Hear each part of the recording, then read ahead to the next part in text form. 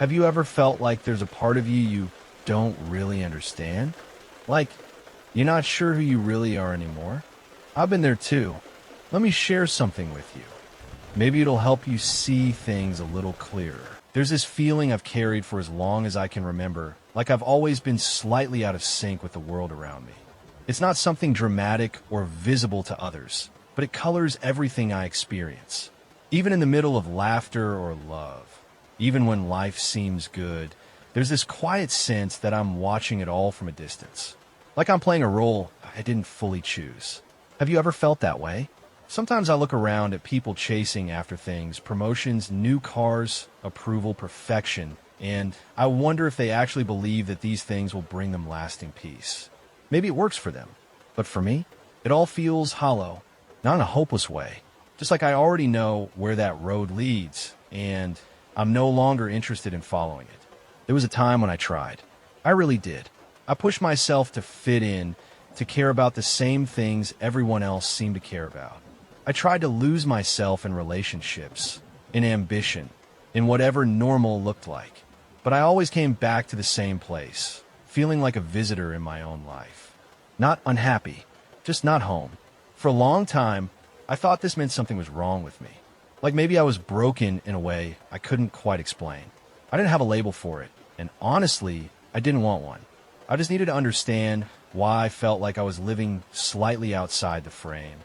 Close enough to touch the picture, but never quite inside it. I've started to see now that this isn't a flaw. It's a kind of awareness. An early sign that maybe I'm nearing the end of something deeper, some long, invisible cycle I can't quite name. It's like being on the edge of waking up from a dream you didn't know you were having. Everything around you still looks the same, but something inside has shifted. You begin to see through the gloss. You feel the thinness of it all. When I talk about this with people, which I rarely do, they sometimes think I mean depression or detachment or a fear of life. But it's not that. It's more like a calm detachment from illusion. Like realizing that the stage and the props aren't real. And suddenly you can't take the play as seriously as you once did. You still show up, still speak your lines, still love the people around you, but you know there's something more. I can't say exactly when this began, but I know it's grown stronger with time. I find myself craving stillness more than stimulation. I'd rather sit with my thoughts than escape them.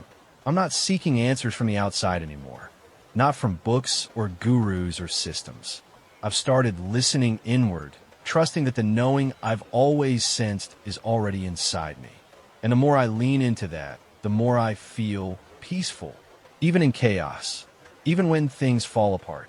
I've begun to understand that this feeling of being outside the world is not loneliness, it's clarity.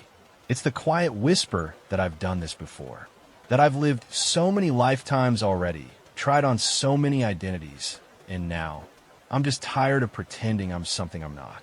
There's no longer a desperate need to become someone or prove something. I don't want to win the game anymore, because I finally see that the game was never real in the first place. And maybe that's the first real step toward freedom.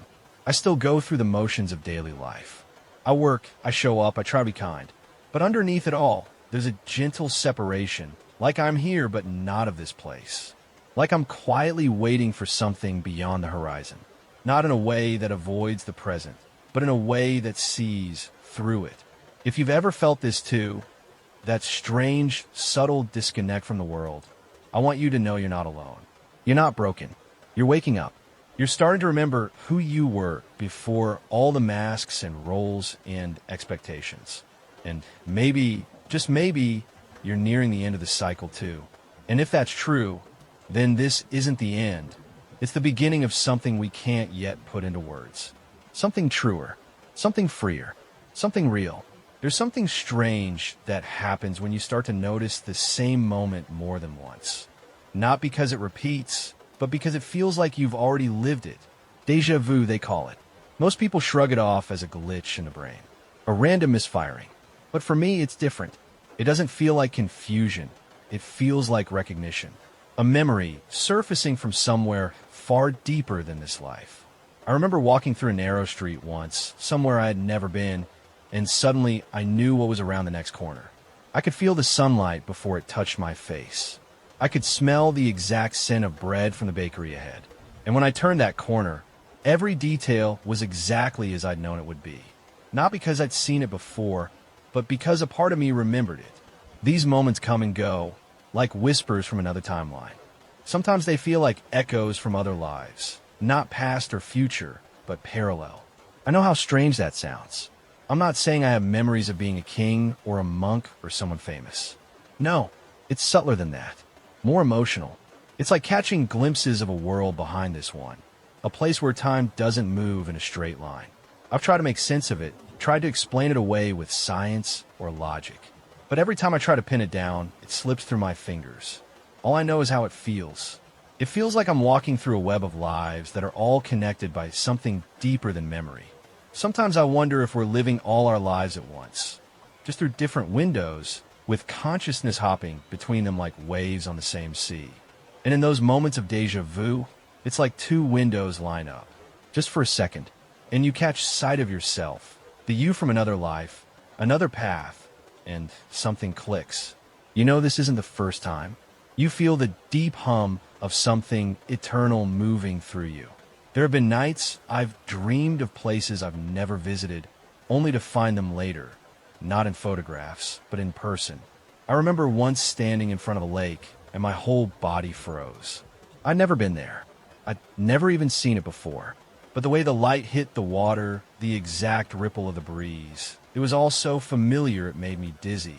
Not just a visual memory, but a soul memory. Like my consciousness had already lived that moment in some other version of reality.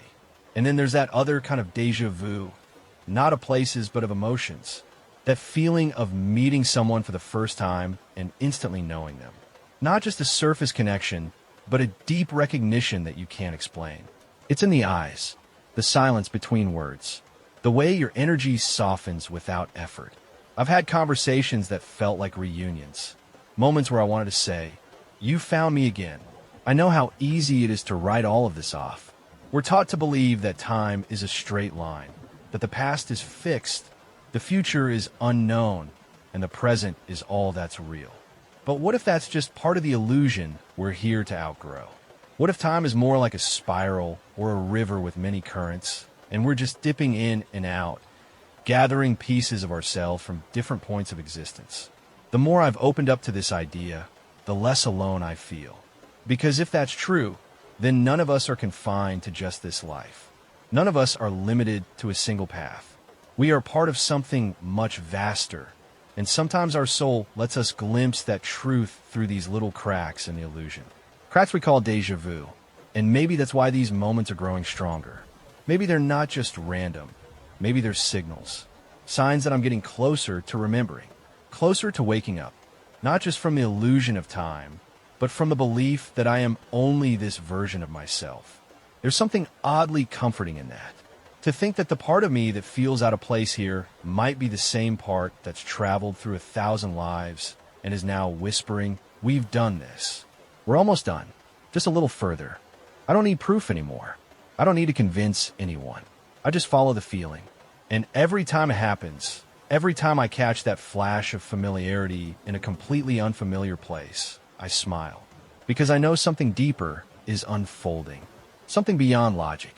Something eternal. And that, more than anything, helps me trust the path I'm on, even when I can't see the end. I used to be afraid of death. Not in a dramatic way. I didn't obsess over it or lie awake dreading it. But the idea of not existing, of vanishing into nothingness, it used to make me uncomfortable, like a silence too loud to bear. I think most people feel that way.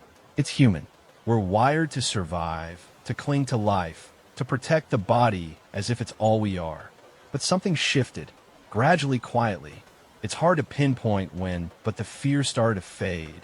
Not because I convinced myself of anything, but because something inside me just remembered. Now, when I think about death, there's no panic, no tightness in my chest, just a soft, steady sense of knowing. It's like I've already walked through that door 1,000 times. And maybe I have. I think the more you live, really live, the more you begin to feel that death isn't a threat. It's not the enemy we've made it out to be. It's a threshold, a transition, Like waking from a dream that felt so real, only to realize you were asleep the whole time.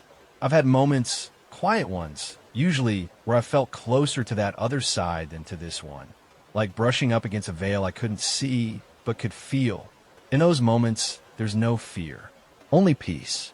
A kind of peace I've never found in anything external.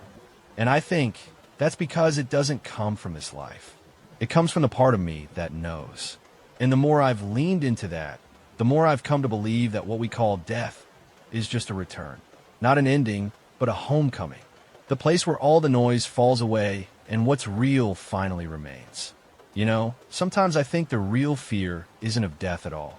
It's a forgetting, of coming back again and again, playing out the same roles, the same pain, the same striving, without remembering who we really are. Because that's what makes the cycle so heavy. Not the living, not even the dying, but the forgetting. And maybe that's what starts to dissolve when you're on your last round. When your soul has seen enough, felt enough, grown tired of the game. You start to remember. You don't need anyone to tell you what comes next. You just feel it. You've done this before. You've let go of bodies, stories, lifetimes. And something inside you has always remained. I remember hearing once that death is like taking off a tight shoe. That made me smile. Not because life is unbearable. It's not. But because there's something about that image that rings true. This body, this personality, this identity, it's beautiful and meaningful, yes. But it's also temporary. It's not all we are. It never was. I've stopped seeing death as an interruption. Now, it feels more like punctuation, a comma between sentences, not the end of the story. Maybe even a pause before the final chapter closes and something entirely new begins. It's funny how much peace comes when you stop resisting the end. You start to live differently. You're less afraid to speak your truth. You're less interested in wasting time pretending to be someone you're not. And you love more freely, not out of fear of losing, but out of knowing that nothing real can ever be lost. I think when we reach this point, when the fear of death turns into an understanding, it's a sign that we're nearing the end of the reincarnation cycle. Not because we've mastered anything, but because we've unlearned the illusion. We no longer believe that this life is all there is. We no longer cling to it like it's our only chance. And maybe that's the greatest freedom of all. Not needing to escape death, but embracing it as part of the larger rhythm. Life-death awakening, over and over, until finally, there's nothing left to fear and nothing left to learn. Only remembrance.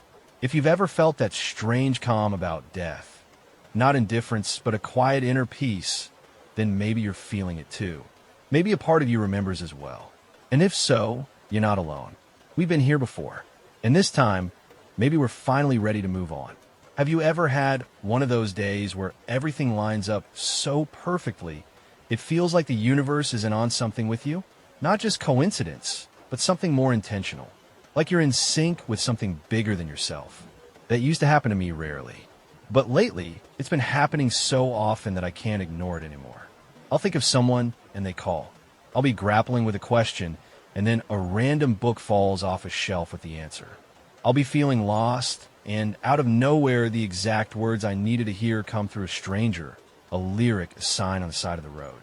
It's eerie, but also kind of beautiful. At first, I brushed it off. I figured maybe I was just noticing patterns more or assigning meaning where there wasn't any. But the feeling wouldn't go away.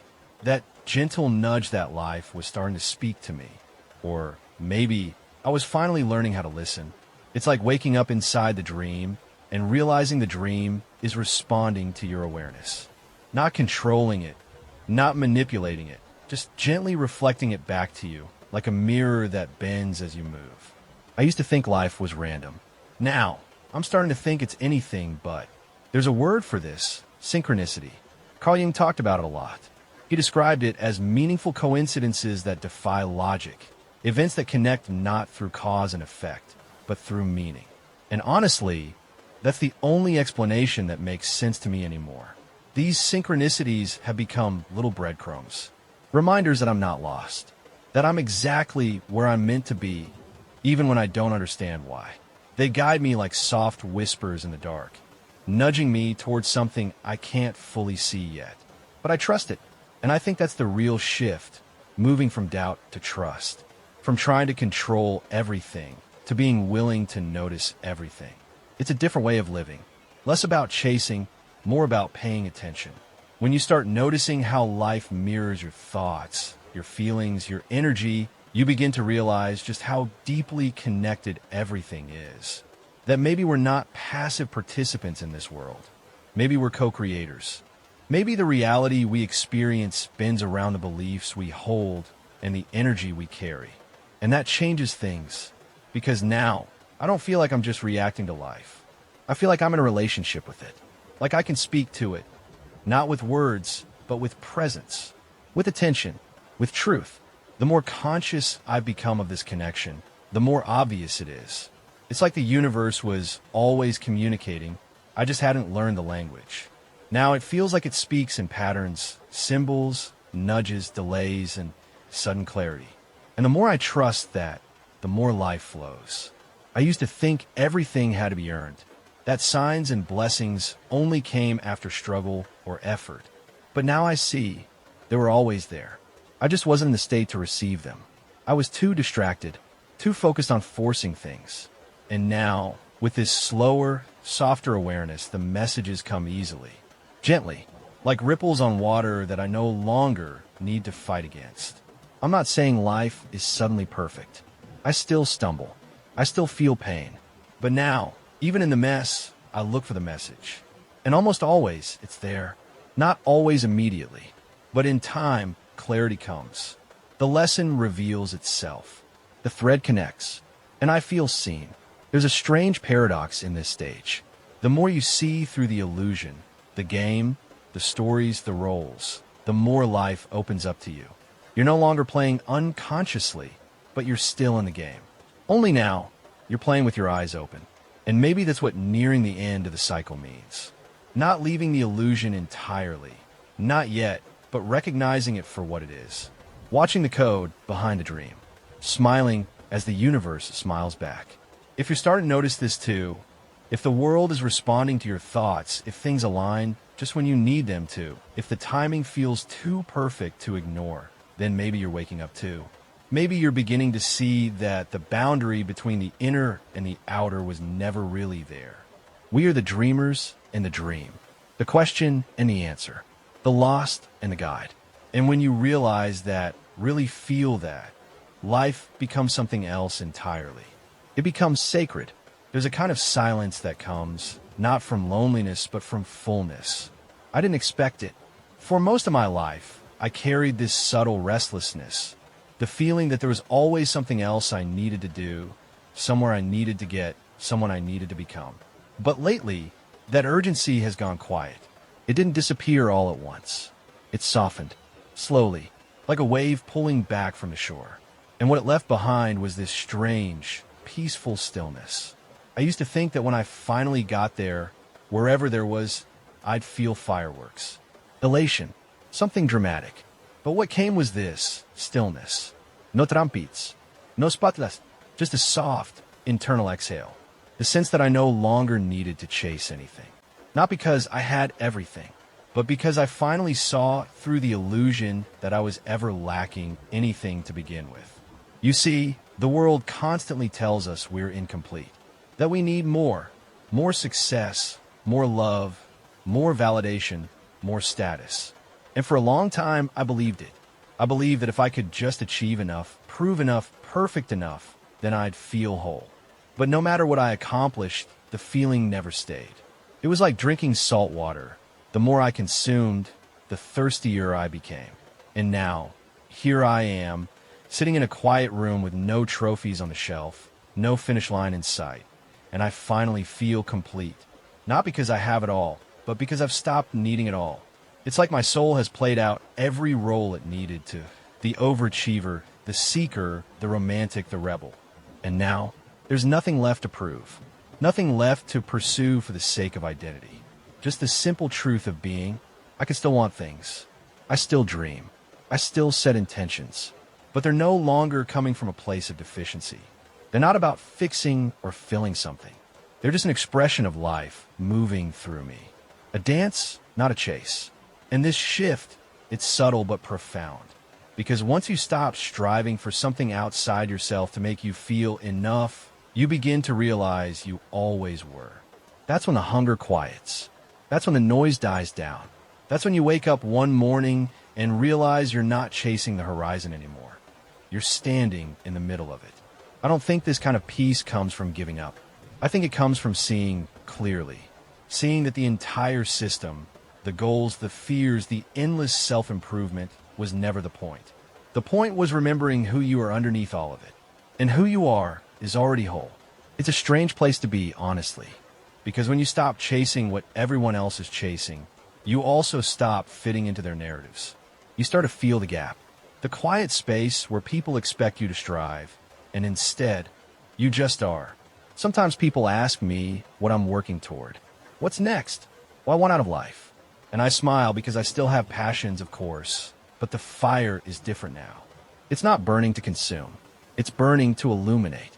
I want to be more than I want to get. That alone changes everything. I think this is what it feels like to reach the final chapters of the soul's journey through this cycle. Not a dramatic finish, but a gentle release. A softening of the grip. A return to the simple truth that you don't need to become anything more to be worthy of love, peace, and joy. You are already it. And I know how that might sound, like a spiritual cliche, but I don't mean it abstractly. I mean it viscerally, like the way your chest feels after a long cry, or how your breath deepens when you realize the storm has passed. You don't need more. You just need to remember that. If you felt this shift too, if your ambition has softened, if your goals feel quieter, if your drive to become has given way to a desire to simply be, then maybe you're standing here with me, in this quiet field at the edge of striving. And maybe, like me, you're discovering that this silence, it's sacred. There's something that happens when you begin to question what you've always believed was real. It doesn't hit like a thunderclap. It creeps in, quiet, unsettling, like a flicker in the corner of your vision. At first, you ignore it. Then you start noticing patterns, inconsistencies, moments when the world doesn't behave the way it's supposed to. And then the question forms, what if this reality isn't as solid as we think? I remember the moment it first hit me. I was watching sunlight hit the floor in my room, and I thought, what even is light? I mean, really, what is color when it's just waves interpreted by our brains? What is touch when atoms never actually make contact? What is time when even physicists admit it doesn't behave the way we experience it? That moment broke something open in me, not in a bad way, more like cracking open a window you didn't know had been painted shut. I realized the world I thought I lived in might just be a beautifully convincing projection, a kind of shared dream. And once you see it that way, you can't unsee it. Reality starts to shimmer around the edges.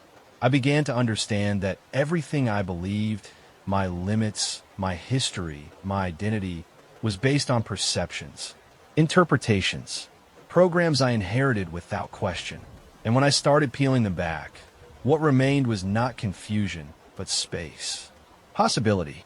The awareness that if reality was an illusion, then freedom didn't lie in changing the illusion. It lay in waking up from it. Most people don't want to go that far. And I get it.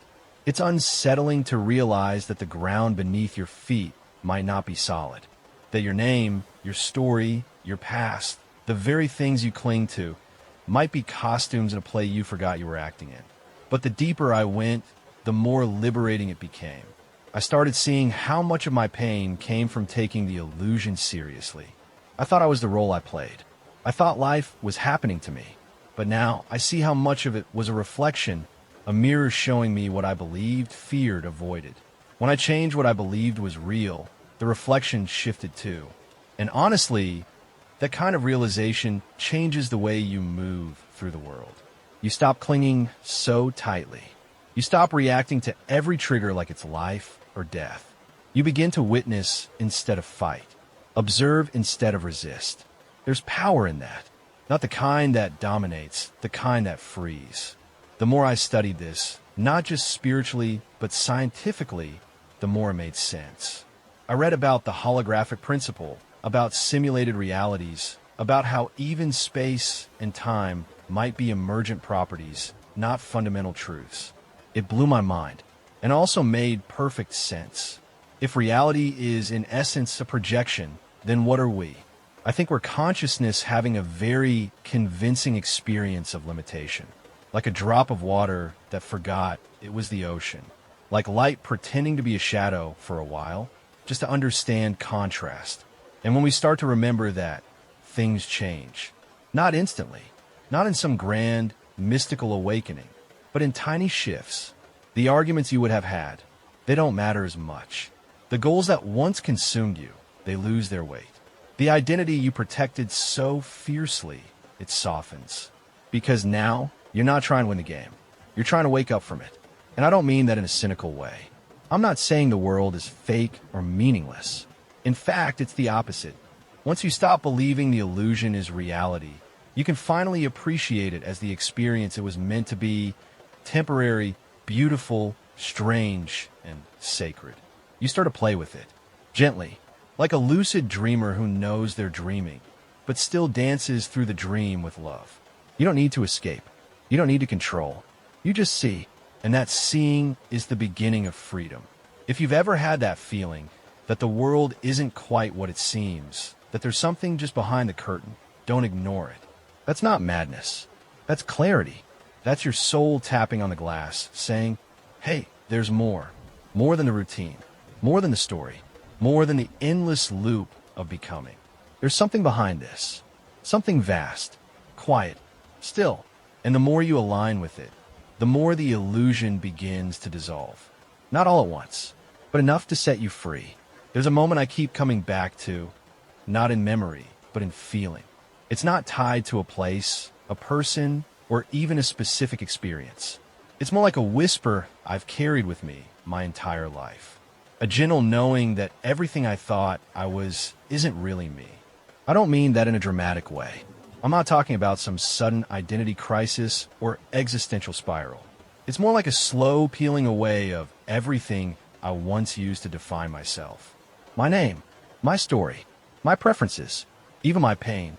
One by one, they've become see-through. Not gone, just no longer solid.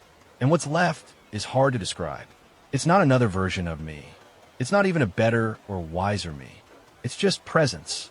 Something vast, wordless, untouched by all the layers I spent so long building up. It started quietly. I began noticing that the thoughts in my head weren't really mine. They came and went like passing weather. Sometimes kind, sometimes cruel, often repetitive. But none of them were me. I began to see my emotions the same way. Not as truths, but as waves. Real, yes, but not permanent, not defining. And then came the harder realization. Even my personality, the one I'd worked so hard to refine, to project, to defend, was just another mask. A useful one at times, but still a mask. The deeper I went, the more I began to feel like I was watching a character I used to be deeply attached to, and now I was just holding them with love. Like an old photo, familiar, but no longer who I am. It's terrifying at first. The ego resists. It wants to be real. It wants to be the center. But as you start to soften your grip, something incredible happens. The fear gives way to freedom. You begin to realize that not being someone in the traditional sense isn't emptiness. It's spaciousness. It's peace. It's the end of pretending. And in that space, there's nothing left to defend. Nothing left to improve. Nothing left to protect. You're just here. And somehow, that's enough. I used to think enlightenment was about becoming perfect, transcending suffering, gaining wisdom or power or divine insight. But now I think it's much simpler and much more profound. It's about seeing through the lie that you were ever separate to begin with. Not separate from others. Not separate from life. Not even separate from the pain you once tried so hard to avoid. There's a line I read once that stuck with me. You are not a drop in the ocean. You are the entire ocean in a drop. I didn't understand it fully at the time, but now I feel it. We were never the waves. We were always the water. All the stories we've told ourselves, of birth and death, of success and failure, of purpose and identity, they were never the full truth. Just movements on the surface. Beautiful, yes, but temporary. And when you let them go, when you stop clinging to the wave, you fall back into the ocean. You dissolve into something timeless. Not gone, just free. Maybe that's what it means to reach the end of the cycle. Not to escape life, but to see through it. To remember that you were never the role you played, never the journey, never the seeker. You were always what held the journey. And in that remembering, the whole illusion begins to fade. Not because it was wrong or meaningless, but because its purpose is complete. You've lived enough, learned enough, let go enough. And now, there's nothing left to do but return. Return to yourself. Not the small, fragile you the world taught you to be, but the vast, quiet, limitless self that was there before the first breath. And maybe that's the real liberation. Not becoming more, but realizing you were never anything less than everything. If this felt meaningful to you, it might mean something to someone else too.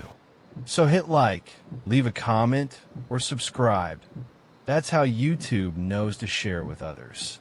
Maybe together, we can help someone see things a little differently.